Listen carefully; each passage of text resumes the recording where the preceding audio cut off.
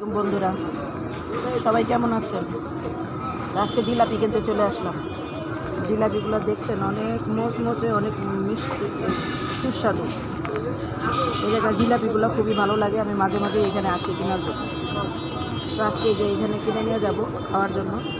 আমার তো জিলাপি অনেক, ইদানিং জিলাপি অনেক পছন্দ, সেজন্য জিলাপি কিনতে চলে আসলাম। এই তো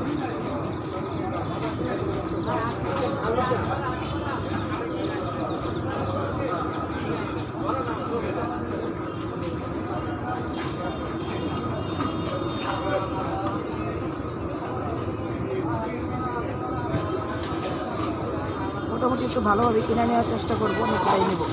এই জন্য চলে আসলাম আজকে জিলাপি কিনতে।